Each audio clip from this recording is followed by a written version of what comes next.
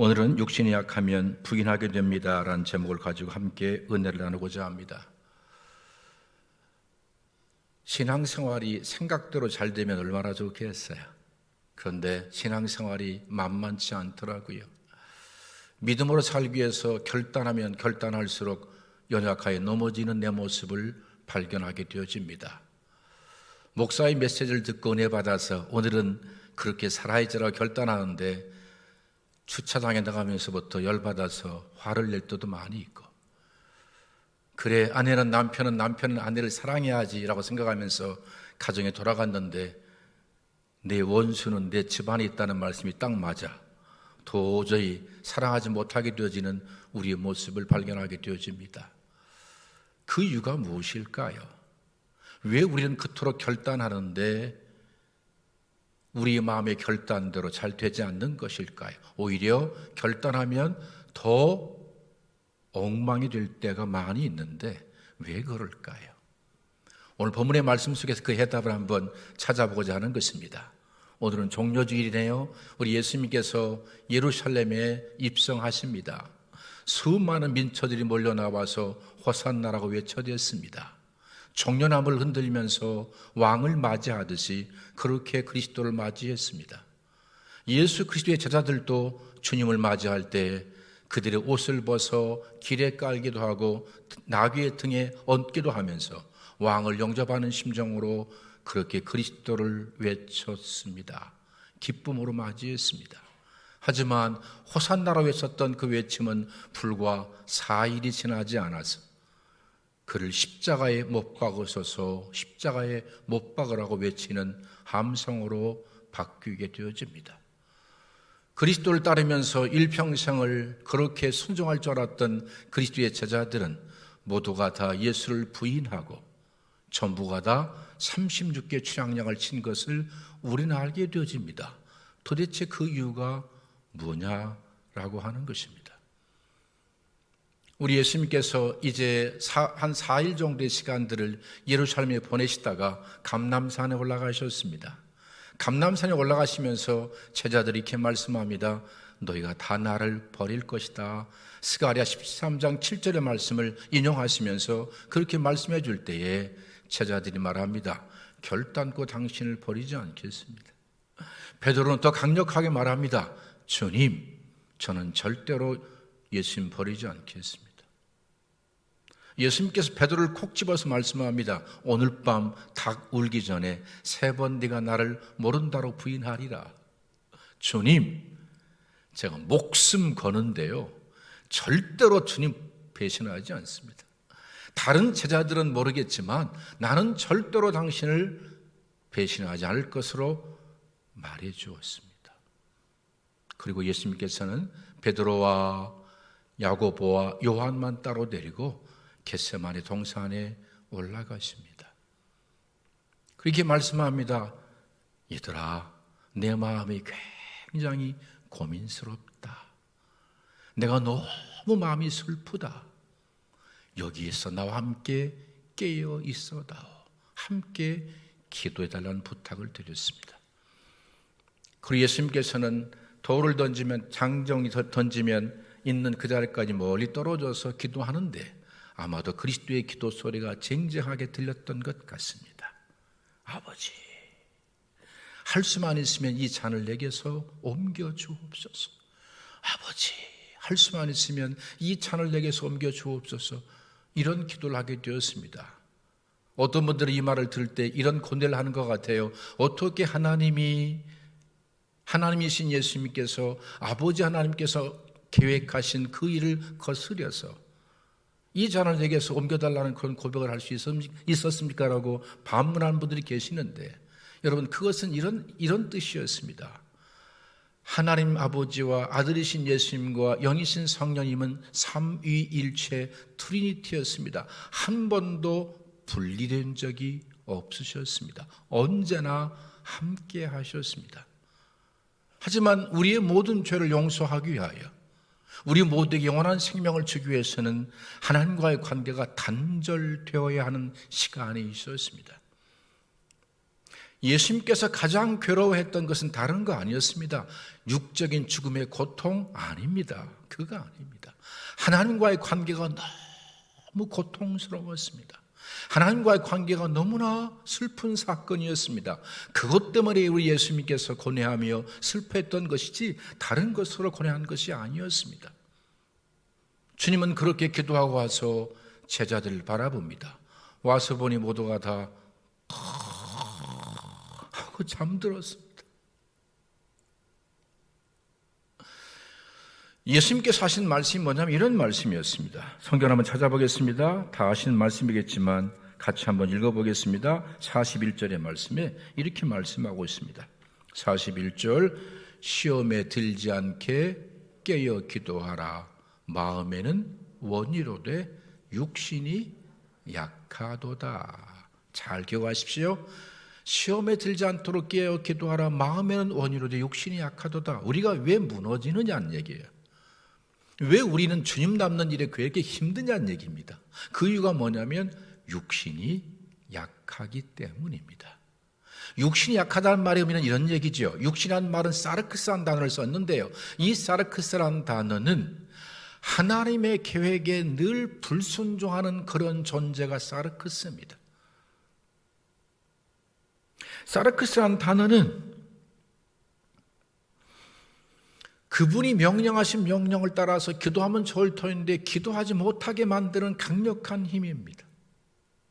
다시 말해 이런 말이죠.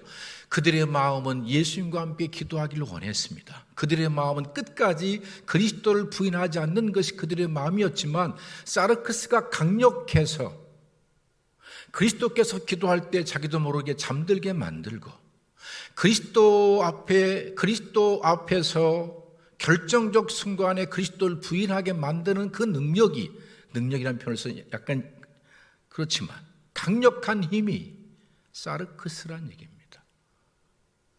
내가 안다. 너희 마음은 나와 함께 깨어있는 것이지만 더 강력한 힘이 있는데 그것이 육신이다. 그 육신이 너로 하여금 기도하지 못하게 만들고 훗날에 그 육신이 너의 마음의 원을 거스려서 나를 부인하게 만들 것이다. 여러분 이 말씀은 사실은 베드로의 신앙, 베드로의 고백과 연결시켜 생각하면 좋을 것 같아요. 31절의 말씀에 이렇게 말씀하고 있어요. 한번 읽어볼까요? 33절입니다. 베드로가 대답하여 이르되 모두 주를 버릴지라도 나는 결코 버리지 않겠습니다. 모두가 다 주를 버릴지라도 나는 결코 버리지 않겠다라고 그는 자기의 육체를 따라서 고백했습니다. 자기 의지를 따라서 결단했습니다.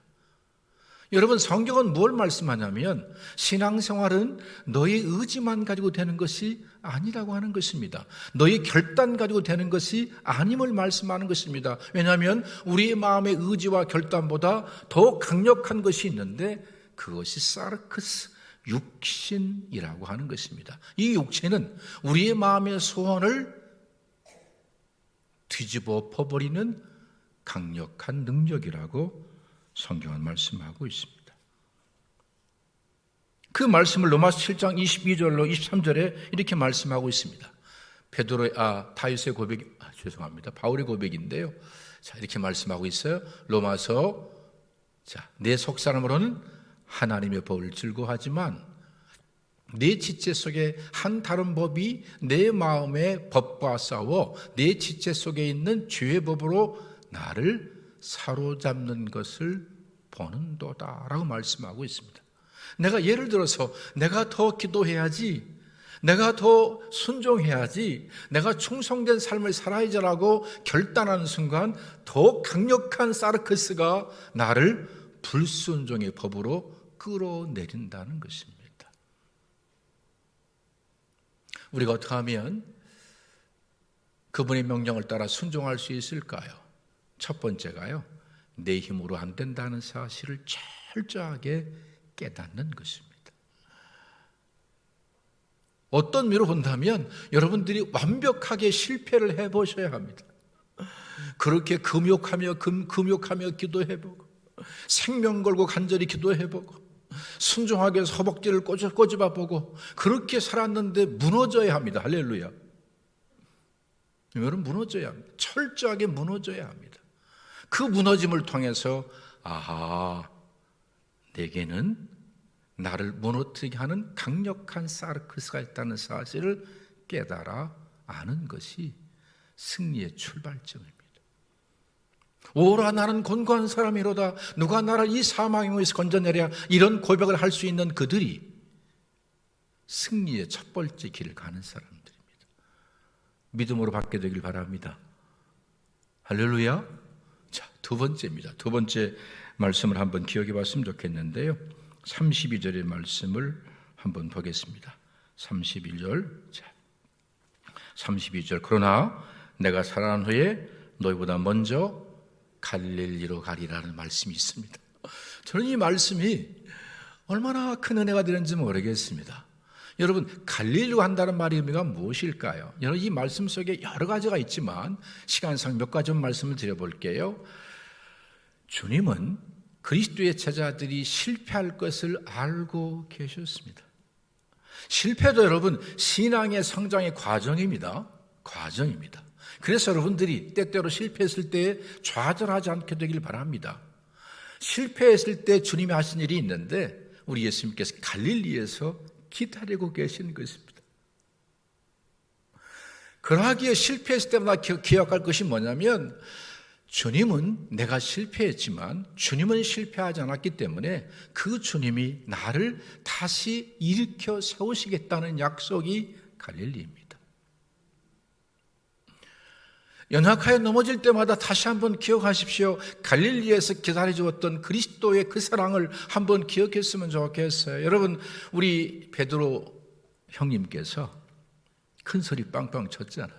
그런데 예수님을 부인했는데 어떻게 부인한 줄 알아요? 원문을 보면 욕도 했어요. 너 예수님 제자지? 그러니까요, 욕했어요. 뉴욕! 욕도 했어요. 그리고 저주했어요. 저주했어요. 그 정도로 강력하게 그리스도를 부인했던 그입니다. 돌이켜 가만히 생각하면 얼마나 부끄러웠을까요? 얼마나 초라했을까요? 얼마나 처참했을까요? 그런데 예수님께서 갈릴리로 찾아오십니다. 그 현장에 찾아오셔서 예수님께서 미리 아침을 준비하고 계셨습니다. 누군가가 말합니다.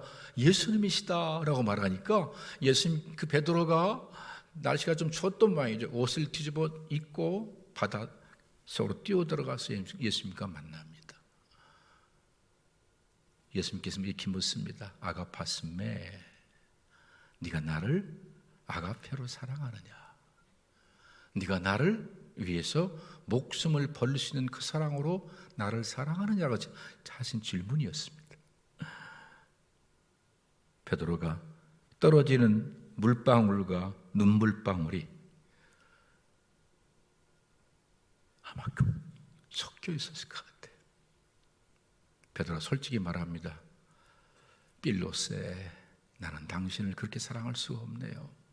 나는 친구 사랑하듯이 사랑했습니다. 내 양을 먹이라. 또 묻습니다. 아가파스메, 빌로세, 나는 당신을 친구 사랑하듯 사랑합니다. 내 양을 치라. 네가 나를 친구 사랑하듯 사랑하느냐라고 또 묻습니다.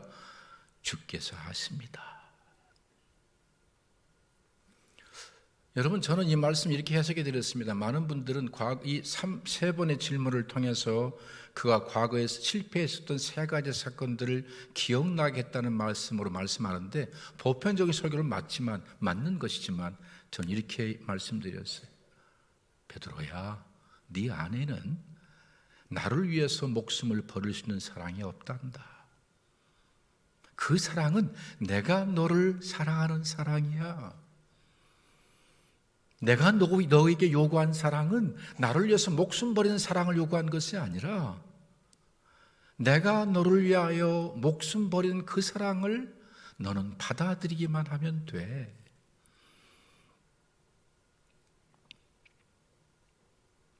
여러분 실패했습니까? 그 자리에 부활하신 주님께서 찾아오셔서 말씀합니다. 너는 실패할 수밖에 없어. 왜? 육신이 약하니까. 그래서 내가 너를 위하여 십자가에서 죽은 거야. 너는 실패할 수밖에 없어. 그래서 내가 부활하여 너를 영원토록 떠나지 않는 거라고 우리에게 말씀하고 계시는 것입니다. 오늘 이 아침 시간에 혹시 실패했습니까? 가슴이 너무 아프시고 너무 힘들어서 주저앉고 싶습니까? 그 자리에 우리 부활하신 예수님께서 기다리셔서 말씀합니다. 내가 너를 사랑하노라.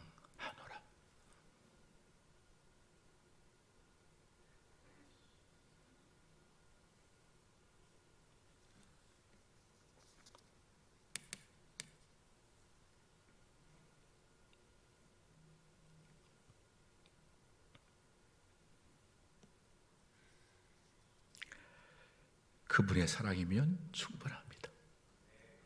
우리의 삶의 모든 여정들은 그분의 사랑 안에 있습니다.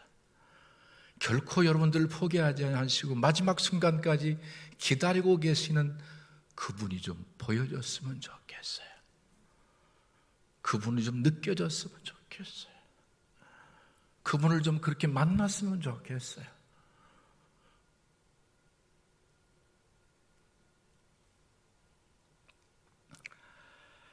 그러하게 여러분, 우리의 갈릴리는 어디일까? 부활하신 예수님께서 갈릴리로 찾아오셔서 기다리셨는데, 그래서 제자들은 부활하신 예수님을 만나서 회복되어지잖아요. 이제 그들은 다시 회복되어져 그리스도를 위해 살다가 그리스도를 위해 죽는 자의 삶을 살게 되잖아요. 그럼 우리의 갈릴리는 어디일까?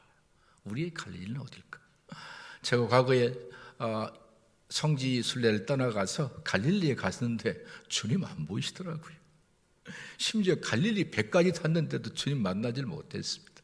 부활하신 예수님 좀 만나야 되는데 못 만났어요. 그러면 우리 인생에 있어서 갈릴리는 어디일까라고 한번 생각해 봅니다.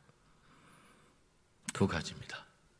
앞에서 말씀드린 대로 철저하게 내가 실패해서 좌절하고 내 힘으로 안 된다는 사실을 뼈저리게 느끼고 주님이 아니면 안 되겠습니다 라고 생각하며 내 안에 계신 예수 그리스도를 믿는 믿음으로 살아갈 때 부활하신 예수 그리스도를 만나는 시간입니다. 여러분 보세요. 부활하신 예수를 만났던 사람들의 특징을 보게 되면 세 사람만 소개한다면 제자들이 그러했고요. 그 다음에 바울이 그러했잖아요. 바울이 시리아의 다마스커스에서 예수님 믿는 자를 잡으러 갔는데 이건 어떤 일을 본다면요. 철저한 실패입니다. 율법적 삶을 삶으로 인하여 부활하신 예수 그리스도를 보았어야 되는데 예수님을 메시아로 보지 못했던 것은 완벽한 실패자거든요. 그 완벽한 실패의 현장 속에서 그는 괴로워했다고 말씀을 드려서 성경은 나와 있지 않지만 스데반의 그 죽음을 보면서 그는 생각하기 시작했어요. 예수가 누구길래 왜 죽어가는 순간에 저렇게 얼굴이 환하게 빛나는 것일까? 예수가 누구길래 마지막 순간에 나의 모든 죄를 용서하며 죽을까에 대해서 당연히 그는 고뇌했겠지요. 예수님과의 만남의 모티브는 사실은 스데반이었습니다. 그리고 그가 한 고백이 뭐냐면 예수님께서 묻잖아요. 네가 나를 왜 박해하느냐? 주여 누이시오니까 네가 박해하는 예수니라 말할 때 나는 박해한 적 없다라고 반응을 보여 맞는 반인데 그런 그때 거꾸로지잖아요. 엠마오로 하던 두 제자도 마찬가지입니다. 예수님께서 돌아갔다는 사실 때문에 두려워하며 슬퍼하며 그들은 내려가고 있었습니다. 그때 주님께 찾아오셨습니다. 여러분, 우리 인생 가운데 절망은 새로운 시작입니다. 왜 새로운 시작일까요? 내 힘으로 되지 않지만 그리스도께서 내 안에 일하셔야만이 된다는 사실을 새롭게 느끼고 깨닫는 시작입니다. 그래서 여러분 절망하지 마시고 그 절망의 현장 속에 서 계신 부활하신 예수 그리스도를 볼 수 있게 되길 바랍니다. 뿐만 아니죠, 여러분. 이 말씀을 이렇게 좀 해석하고 싶어요. 그것은 주님의 은혜를 더 깊이 있게 깨닫는 시간입니다. 주를 부인했는데, 버리고 도망갔는데 주님이 찾아오셨습니다. 여러분, 그런 삶을 살아본 적이 있습니까? 나를 찾아왔어요. 내 손을 꼭 잡으세요. 아들아, 내가 너를 사랑한다. 내가 너를 떠나지 않을 것이다.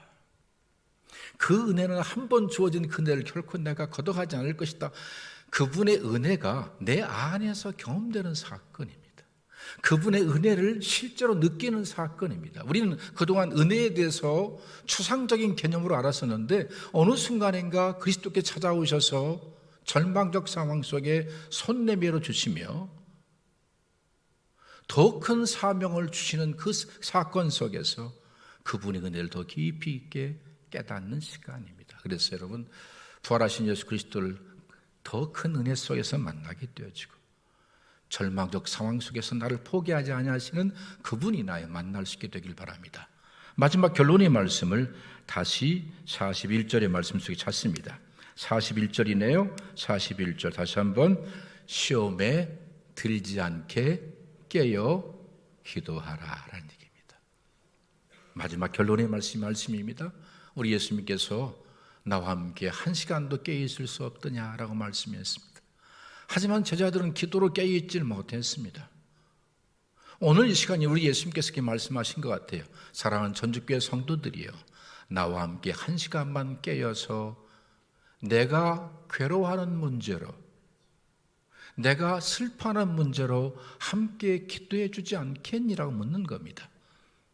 예수 그리스도의 괴로움과 슬픔이 오라고 말씀드렸어요. 하나님과 나와의 관계의 단절이 가장 괴로운 문제요, 가장 슬픈 문제였습니다. 우리가 기도해야 할 가장 중요한 문제가 무엇일까요? 하나님과의 더 깊은 관계에 들어가서 친밀한 관계가 되어져서, 이 땅에 수많은 자녀들이 있지만 특별히 엄마 아빠하고 친한 자녀들이 있어요. 하나님과의 관계가 친밀한 관계가 되어져서 하나님의 생명으로 살기를 소원하며 그렇게 기도하는 사람들, 아버지의 마음을 알아 그 마음 가지고 이 땅에 오신 예수님께서 그 아버지의 마음을 십자가로 표현했듯이 우리의 삶을 통해서 그리스도의 십자가의 사랑이 표현되기를 소원하는 그런 기도의 사람들 말입니다.